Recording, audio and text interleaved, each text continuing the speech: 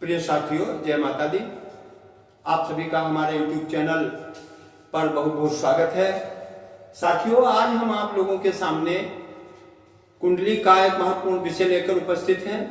आज हम चर्चा करेंगे कि कुंडली में आखिर कौन कौन से योग होते हैं जिनसे विवाह के बाद तलाक की स्थितियां बनती हैं और विवाह विच्छेद होता है। तो साथियों, आपके सामने ये कुंडली दिखाई दे रही है। ये मेष लग्न की कुंडली है और लग्न प्रत्येक जातक की बदल जाती है। लग्न के हिसाब से यहाँ पर 1 अंक लिखा जाएगा। अगर किसी जातक की लग्न मिथुन है तो यहाँ पर 3 का अंक लिखा जाएगा। इस प्रकार से लग्न बदलती है और लग्न के हिसाब से ही सप्तमेश बदल जाता है। कुंडली में तलाक के स्थिति देखने के लिए हमें सप्तम भाव, ये सामने आपके दिखाई दे रहा है। सप्तम भाव पत्नी या पति का होता है, द्वितीय भाव परिवार का होता है और द्वादश भाव सैया सुख का होता है। तो इन स्थानों को देखना पड़ता है कि इनके स्वामी किस स्थिति में हैं। इन भावों पर पाप ग्रहों की दृष्टियां तो नहीं है। तो ये स्थिति आपके सामने आज हम रखने वाले हैं।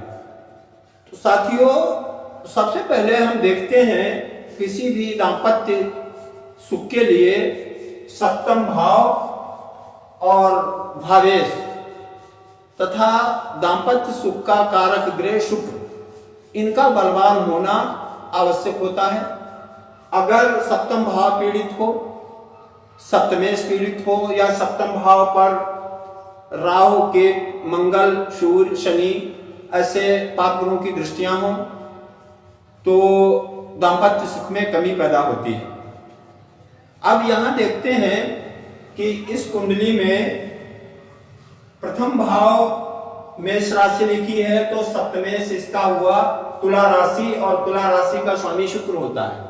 तो इस कुंडली में सप्तम भाव का स्वामी शुक्र है और कारक भी शुक्र होता है। तो सप्तमेश शुक्र और सप्तम भाव का कारक भी शुक्र होता है।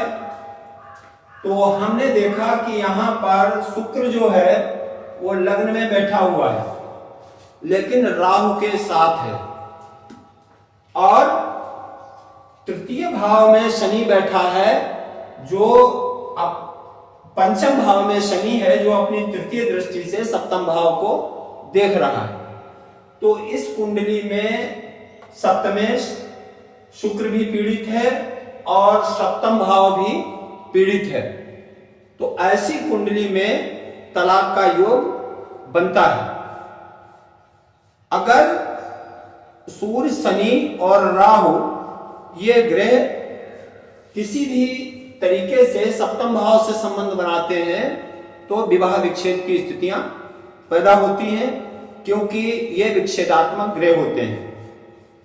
जातक या जातिका की कुंडली में सप्तमेश या सप्तम भाव में जब सूर्य शनि राहु के बैठते हैं या सप्तम भाव के साथ युति करते हैं तो विवाह विच्छेद की स्थितियां बनती हैं।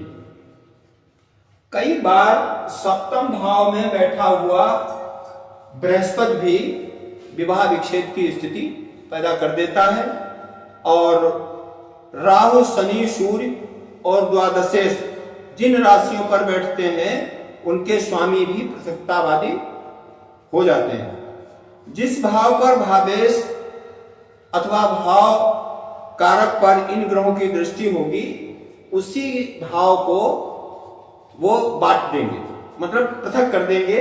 तो पृथकतावादी ग्रहों का ये प्रभाव होता है। तो अगर किसी जातक की कुंडली में सप्तम भाव पर पाप ग्रहों की दृष्टि है, सप्तमेश पीड़ित हो रहा है और कारक शुक्र भी निर्बल है तो तलाक की स्थितियां बनती हैं। कई प्रकार से ये योग कुंडली में दिखाई देते हैं। ज्योतिष में ऐसे 50 योग हैं, लेकिन मूल रूप से आपको यही देखना है कि कुंडली में सप्तम भाव पीड़ित तो नहीं है, उसका स्वामी सही स्थिति में है, अस्त ना हो, पाप ग्रहों के साथ युति ना हो, तो सप्तम भाव बलवान हो, तो विवाह विच्छेद नहीं होता है। अब इस कुंडली में आपने देखा कि सप्तम भाव में केतु बैठा हुआ है, लग्न में राहु है, राहु की दृष्टि भी सप्तम भाव पर पड़ रही है, शनि की तृतीय दृष्टि भी सप्तम भाव पर पड़ रही है, तो ऐसी स्थिति में तलाक की संभावना ज्यादा रहती है। अब कुंडली के अतिरिक्त हमें राशि कुंडली भी देखनी होती है, क्योंकि चंद्रमा मन का कारक है और ये व्यक्ति के मन को नियंत्रित करता है। तो चंद्र कुंडली में भी अगर इस प्रकार के योग हैं तो स्थिति और भी ज्यादा खराब हो जाती है। अगर चंद्र कुंडली में सप्तम भाव में शनि हो तो वैवाहिक जीवन को वो नीरस कर देता है। मान लिया ये चंद्रमा है, ये चंद्र कुंडली है और ये सप्तम भाव यहां बन रहा है, इस कुंडली में सप्तमेश गुरु होगा और सप्तम भाव यहां है। अगर यहां पर शनि बैठ गया तो शनि दाम्पत्य जीवन में कटुता पैदा करता है, नीरसता पैदा करता है। हालांकि अकेला शनि विवाह विच्छेद की स्थितियां नहीं बनाता है, लेकिन दाम्पत्य जीवन में कलेश और कष्ट की स्थिति अवश्य ही पैदा होती है। और अगर सप्तम भाव का स्वामी 12वें भाव में हो और लग्न में राहु बैठ जाए, सप्तम भाव का स्वामी यानी कि इस कुंडली में सप्तम भाव का स्वामी गुरु होगा, वो यहां आ गया, मान लिया 12वें भाव में, ये 12वां भाव है, यहां गुरु आ गया और यहां पर बन गया ये राहु बैठ गया। अगर चंद्र कुंडली में सप्तम भाव का स्वामी द्वादश में पहुंच जाए और लग्न में राहु हो बैठा हो तो विवाह विच्छेद की स्थिति बन जाती है। सप्तम भाव में राहु हो और द्वादश का स्वामी भी उसके साथ हो, या तो एक स्थिति ये है और दूसरी स्थिति आपको दिखा रहे हैं कि ये यहां पर, चलो इसको मिटा देते हैं, और सप्तम भाव में राहु प्लस द्वादश भाव का स्वामी, तो यहां पर राहु जो है हमने लिखा, यहां पर राहु आ गया और द्वादश भाव यहां पर है मिथुन राशि की कुंडली में, द्वादश भाव का स्वामी शुक्र होगा और वो यहां आ गया। तो इस प्रकार से अगर योग बन गया तो सप्तम भाव में राहु बैठा है और द्वादश भाव का स्वामी शुक्र है, तो शुक्र भी पीड़ित हो गया और सप्तम भाव भी पीड़ित हो गया। तो सप्तम भाव में अगर राहु और द्वादश के स्वामी का योग बन गया तब भी विवाह विच्छेद की स्थितियां बनाएगा। आगे नंबर 3 में आगे बढ़ के देखते हैं कि सप्तमेश द्वादशाधिपति अगर दशम भाव में कर्म भाव में हो तो सप्तमेश यानी कि यहां पर सप्तम भाव का स्वामी गुरु है, तो गुरु यहां बैठ गया, इस कुंडली में गुरु दशम भाव का भी स्वामी बन रहा है, तो दशम भाव में गुरु है सप्तम भाव का स्वामी और द्वादश भाव का स्वामी यहां पर शुक्र। तो अगर द्वादश भाव का स्वामी यानी मिथुन लग्न की कुंडली में अगर बृहस्पति और शुक्र दशम भाव में बैठ जाएं तब भी विवाह विच्छेद की स्थितियां बनती हैं। आगे यदि सप्तमेश 12वें भाव में हो और राहु भी 12वें भाव में हो, सप्तमेश और राहु सप्तम भाव यानी गुरु बैठा हुआ है और राहु भी उसके साथ यहां पर आ गया। अगर सप्तम भाव का स्वामी द्वादश में जाकर राहु के साथ युति करे, यदि सप्तम भाव और राहु की 12वें भाव में युति हो जाए तब भी विवाह विच्छेद की स्थिति बनाएगा। और आगे देखते हैं, यदि शुक्र निर्बल हो यदि किसी कुंडली में शुक्र निर्बल हो तब भी विवाह विच्छेद की स्थिति बनती है। कुंडली में ये षष्ठम भाव, अष्टम भाव और द्वादश भाव, ये त्रिक भाव होते हैं। मान लिया शुक्र यहां पर बैठ गया और शुक्र जो है षष्ठम में बैठ गया तो शुक्र कमजोर हो गया, तो ये स्थिति भी दाम्पत्य सुख के लिए अच्छी नहीं, इसमें भी तलाक की संभावना रहेगी। शुक्र सूर्य के साथ है, ये तो अस्त है, ऐसी स्थिति में भी विवाह और वैवाहिक जीवन में बाधाएं उत्पन्न होती हैं। तो ये तलाक की स्थितियां कुंडली में दिखाई देती हैं। और आगे देखते हैं, मंगल या शनि की राशि में हो, अगर किसी जातक का मंगल की राशि में या शनि की राशि में जन्म हुआ हो, जैसे आपके सामने कुंडली है, मेष लग्न है और वहीं चंद्रमा लिखा हुआ है, तो ये मेष राशि भी हो गई।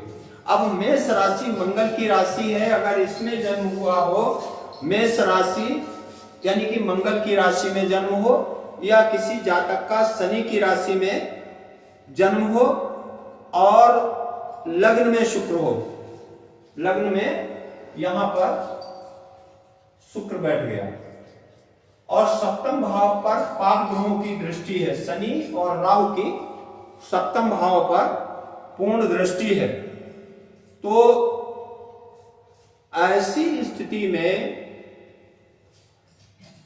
जातक की पत्नी उसका त्याग कर देती है।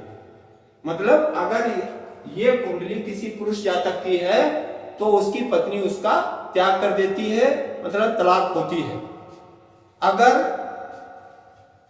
मंगल या शनि की राशि में जातक का जन्म है तो आगे, अगर सूर्य सप्तम भाव में हो और सप्तमेश निर्बल हो, मान लिया शुक्र जो है यहां पर, सूर्य जो है वो सप्तम भाव में, यहां पर सूर्य जो है वो सप्तम भाव में आ गया और सप्तमेश निर्बल होकर के खष्टम भाव में बैठा हुआ है। मतलब सूर्य सप्तम भाव में है और सप्तमेश निर्बल है, तो ऐसी स्थिति में पुरुष जातक अपनी पत्नी का त्याग कर देता है। ये स्थितियां ज्योतिष में कुंडली देख के जानी जा सकती हैं और इनसे बचने का प्रयास किया जाए तो किसी हद तक हम सफल भी हो सकते हैं। अब हम देखते हैं कि तलाक के बाद पुनर्विवाह, तो पुनर्विवाह के लिए हमें कुंडली में नवम भाव जो भाग्य का है उस भाव को देखना पड़ता है।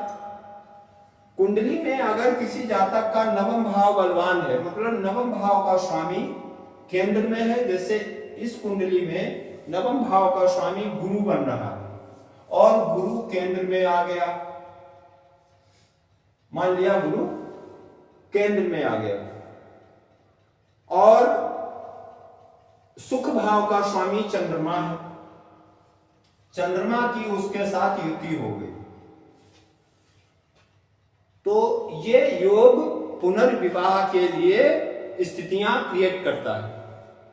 मतलब नवम भाव का स्वामी बलवान हो, नवम भाव पर शुभ ग्रहों की दृष्टि पड़ती हो, चंद्रमा है, शुक्र है, बुध है, अगर इन ग्रहों की दृष्टि नवम भाव पर है या नवमेश की युति चंद्रमा बुध शुक्र के साथ हो रही है, मान लिया यहां पर शुक्र जो है वो यहां पर बैठा हुआ है और यहां पर चंद्रमा भी बैठा हुआ है, तो सुख भाव में शुक्र और चंद्रमा की युति भी पुनर्विवाह कराती है। पुनर्विवाह के लिए हमें नवम भाव को देखना पड़ता है। अब देखते हैं कि अगर ये स्थितियां बन ही गई हैं तो इनके लिए ज्योतिष में तंत्र मंत्र, पूजा, दान आदि के उपाय हैं। किसी योग्य ज्योतिषी से संपर्क करके आप समुचित उपाय करें तो किसी हद तक हम इन स्थितियों से बच सकते हैं। आज का विषय इसी के साथ हम पूरा करेंगे और जय माता दी।